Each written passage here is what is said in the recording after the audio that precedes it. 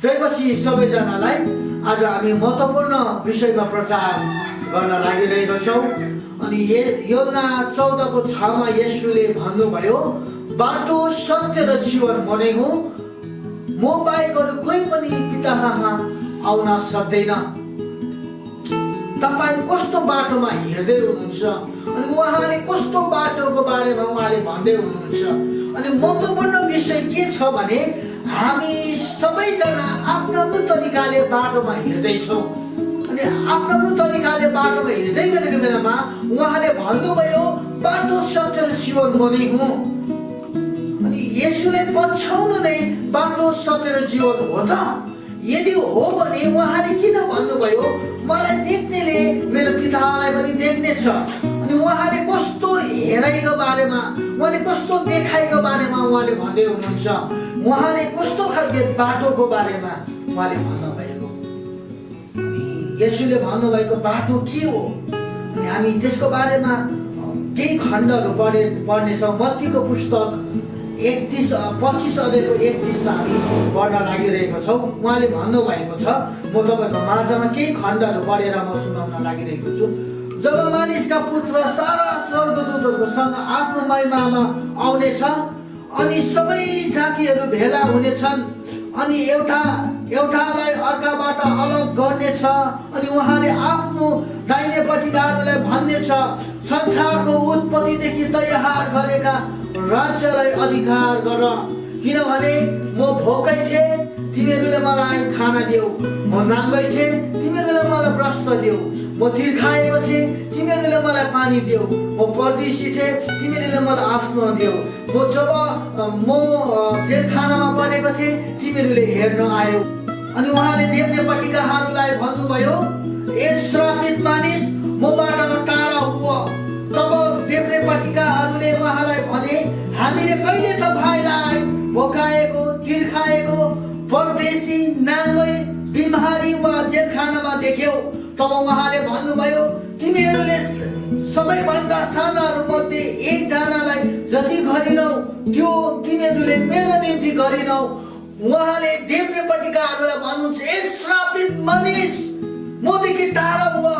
पहिलोचोटि उहाँले दाहिनेपट्टिकाहरूलाई भन्नुभयो, म भोकाएको थिएँ तिमीहरूले मलाई खाना दियो, म तिर्खाएको थिएँ तिमीहरूले मलाई पिउन दियो, म परदेशी थिएँ मलाई बस्नको लागि दियो, म नाङ्गै थिएँ मेरो निम्ति लुगा दियो, म जेलखानामा परेको थिएँ मलाई हेर्नको लागि आयो। तर देब्रेपट्टिकाहरूलाई भन्दाखेरि त्यो भन्नुपर्छ, देब्रेपट्टिकाहरूले के भन्छ भन्दाखेरि उहाँले, ए श्रापित मानिस, मदेखि टाढा हुओ। वास्तविकता उहाँले दाहिनेपट्टिका अनि देब्रेपट्टिकाहरूलाई अलग अलग गर्नुहुन्छ। तिमीहरूले यी मेरा सानाहरू मध्ये सबैभन्दा साना एकजनालाई जे जति गर्यो त्यो तिमीहरूले मलाई नै गर्यो। उहाँले दाहिनेपट्टिकाहरूले भने, हामीले कहिले गर्यो तपाईँलाई? तपाईँ कहिले भोकै थियो, कहिले नाङ्गै थियो? अनि त्यति बेलाखेरि येशूले उहाँले भन्नुभयो, तिमीहरूले सानाहरू मध्ये एकजनालाई जतिलाई गर्यो त्यो मलाई गरेको। अनि देब्रेपट्टिकाहरूले भन्छ, देब्रेपट्टिकाहरूले भन्नेछ। अनि देब्रेपट्टिकाहरूलाई उहाँले भन्नुभयो, ए अधर्मी मानिस हो, मबाट टाढा हुओ। तब देब्रेपट्टिकाहरूले भने, प्रभु हामीले तपाईँलाई कहिले भोकाएको थियो, कहिले तिर्खाएको थियो, परदेशी कहिले थियो, नाङ्गै कहिले थियो, बिमारी कहिले थियो, जेलखानामा कहिले परेको थियो? तब उहाँले भन्नुभयो, तिमीहरूलाई यी सबै मध्ये सानाहरू मध्ये एकजनालाई जति गरिनौ त्यो तिमीहरूले मेरो निम्ति गरिनौ। यहाँ एउटा महत्त्वपूर्ण कुरा के छ भन्दाखेरि उहाँले यो बाटोको बारेमा भन्नुभएको, जुन बाटो दाहिनेपट्टिका मानिसहरूले गरेका थियो, ती दाहिनेपट्टिका मानिसहरूले भोकोलाई, नाङ्गोलाई, परदेशीलाई, बिमारी अवस्थामा जेलखानामा परेका मानिसहरूलाई उनीहरूले गर्यो। येशूले जुन बाटोको बारेमा भन्नुभयो अनि उहाँले देख्नेको बारेमा भन्नुभयो, यदि तिमीले मलाई देख्यौ भने मेरो पितालाई पनि देख्यौ भनेको थियो। तर वास्तविकता येशूलाई देख्नेले परमेश्वरलाई देखेका हुँदैन। येशूको शिक्षामा हिँड्नेले येशूलाई अनि परमेश्वरलाई देखेका हुन्छ। येशूलाई देख्नेले पितालाई देख्दैन भनेको छ। अनि येशूको शिक्षामा हिँड्नेले पितालाई देख्छ। अनि यो दिनहरूमा मण्डली चाहिँ क्रिस्चियनहरू चाहिँ कुन जग्गामा उभिरहेको छ?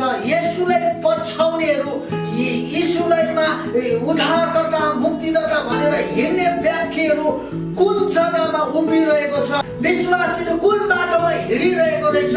अनि वास्तविकता येशूले के कुरो भन्नु भएको छ भन्दाखेरि यहाँनिर मत्तीको पुस्तक 7 अध्यायको 21मा हामी यो कुरो पाउने गर्छौँ। म बाइबलका केही खण्डहरू तपाईँको माझमा पढ्दैछु। मलाई प्रभु प्रभु भन्ने सबै स्वर्गको राज्यमा प्रवेश गर्न सक्दैन। स्वर्गमा हुनुहुने मेरो पिताको इच्छा पालना गर्ने मात्र परमेश्वरको राज्यमा प्रवेश गर्न सक्छ। पिताको इच्छालाई पालना गर्ने मात्रै मलाई प्रभु प्रभु भन्ने स्वर्गको हकदार हुँदैन भनेको छ। त्यो समयमा मण्डलीहरूले, विश्वासीहरूले, येशूलाई पछ्याउनेहरूले भन्नेछ, प्रभु के तपाईँको नाउँमा हामीले अगमबानी बोलिनौँ? प्रभु तपाईँको नाउँमा हामीले रोगीहरू निको पारिनौँ? प्रभु तपाईँको नाउँमा हामीले आश्चर्य काम गरिनौँ? बेग्लै बेग्लै भाषाहरू बोलिनौँ? त्यति बेलाखेरि येशूले सप्पासँगले भनिदिनु भयो, ए अधर्म काम गर्नेहरू, ए अधर्म मानिसहरू, मदेखि टाढा हुआ। वास्तविकता अधर्म काम गर्ने व्यक्तिहरूलाई येशूले पहिलोचोटि भन्नुभएको थियो। दाहिनेपट्टिकाहरूलाई मत्ती 25 अध्यायको 31मा हेर्ने दाहिनेपट्टिकाहरूले रोगीहरूलाई रोगी भागमा गयो, उसलाई हेरचाह गर्न गयो। भोकै थियो उसलाई खाना दियो, ऊ नाङ्गै थियो उसलाई वस्त्र लगायो, ऊ परदेशी थियो उसलाई गएर वास्ता फिक्री गरेर उसलाई बस्ने ठाउँ दियो। अनि देब्रेपट्टिकोले चाहिँ भोकैलाई पनि खाना दिएन, नाङ्गोलाई पनि कपडा दिएन, उनीहरू परदेशी भएको बेला पनि गरेन। वास्तविकता येशूले मलाई हो भनेको छ। अनि वास्तविकता फेरि पनि अधर्मी मानिस भने शब्द लगाएको छ। ए अधर्म काम गर्नेहरू मदेखि टाढा हुआ भनेको छ। अनि तपाईँ र म कुन ठाउँमा, यो दिनहरूमा क्रिस्चियनहरू कुन ठाउँमा उभिरहेको छ? विश्वासीहरू कुन बाटोमा हिँडिरहेको छ? अब तपाईँ र मैले सोच्नुपर्ने महत्त्वपूर्ण विषयमा प्रचार गरिरहेको छौँ, चर्चा गरिरहेको छौँ। यो दिनहरूमा विश्वासी अनि मण्डली कुन बाटोमा हिँडिरहेको छ? अनि हामी लुका 21 अध्यायमा विधुवाको भेटीको बारेमा हामी चर्चा गर्न लागिरहेको छौँ। एउटी विधुवाले आफैसँग भएका 2 पैसा दान पेटीमा चढाएको येशूले देख्नुभयो अनि भन्नुभयो, यो गरिबले विधुवाले सबैभन्दा बढी चढाएका छन्, सबैले आफ्नो प्रशस्तै भेटीबाट चढाएका छन्, तर विधुवाले चाहिँ आफ्नो दरिद्रबाट आफ्नो सारा जीवनै दिइहाले। धेरै ठाउँहरूमा, धेरै चर्चहरूमा, धेरै जग्गाहरूमा वास्तविकता धेरै गरिबहरूले पनि आफ्नो दानको भेटीमा हालेको छ, भेटी बक्समा हालेको छ। त्यो भेटी बक्समा वास्तविकता येशूले के कुरा भन्नुभयो, यो विधुवाले सबै कुरो दाउमा लगाइकन, आफ्नो जीविका नै दाउमा लगाइकन यो भेटीमा हालेको छ। अनि यो विधुवाले चाहिँ सबैभन्दा बेसी हाल्यो। धेरैजनाले प्रशस्तै तरिकाले दिएको छ, तर त्यो विधुवाले चाहिँ आफैसँग भएको सबै कुरो दिँदाखेरि येशूले भन्नुभयो यो विधुवाले हालेको छ। अनि मण्डलीमा उठेका भेटीहरू चाहिँ गरिब मध्ये गरिबले पनि हालेको छ। आफ्नो मुट्ठी खोलिकन, आफ्नो छाकलाई काटिकन उनीहरूले भेटीको बक्समा हालेको छ। अनि त्यो भेटीलाई प्रयोग गर्नुपर्ने, कसरी चलाउनु पर्ने, त्यो भेटीलाई कसरी उनीहरूले चलाइरहेको छ।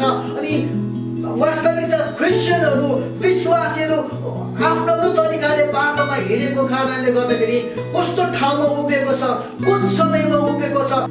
मण्डलीमा भेटीहरू उठेका छ। अनि गरिब मध्ये गरिबले पनि हालेको छ। आफ्नो छाक काटिकन, आफ्नो इच्छालाई मारिकन, उनीहरूले आफ्नो आनन्दको कुराहरूलाई गुमाइकन भेटीमा हालेको छ गरिब मध्ये गरिबले। अनि मण्डलीहरूले त्यो भेटीलाई सप्रयोग नगरेको कारणले सही तरिकाले नचलाएको कारणले गर्दा उनीहरू दुरुपयोग गरिरहेको कारणले गर्दाखेरि त्यस भेटीलाई कसरी सही तरिकाले चलाउन सक्छौँ भन्दाखेरि चाहिँ मत्तीको पुस्तक 25 अध्यायको 31 देखि 46 मा अघि हामी पढेर सुनिरहेको थियौँ, हामी बुझाइरहेको थियौँ। मत्ती 25 को 46 पद अनुसार यसलाई हामी प्रयोगमा ल्याउन सक्छौँ।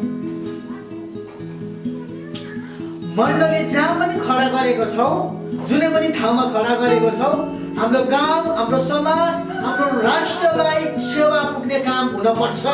अनि सेवा पुग्ने काम त्यसै हुँदैन, त्यसलाई मिलाउन पर्छ, त्यो व्यवस्थालाई मिलाउनु पर्छ। त्यसै कारणले गर्दा मत्तीको पुस्तक 5 अध्यायको 17 मा येशूले भन्नुभयो, म व्यवस्थालाई रद्द गर्न आएको होइन, व्यवस्थालाई पुरा गर्नको लागि आएको। सेवाको व्यवस्था मिलाउने काम मण्डलीको, अनि हामीले उहाँलाई त्यसकै निम्ति ग्रहण गरेको, अनि हामी त्यसकै निम्ति ग्रहण गरेको हो भने व्यवस्था मिलाउने काम चाहिँ मण्डलीको हो।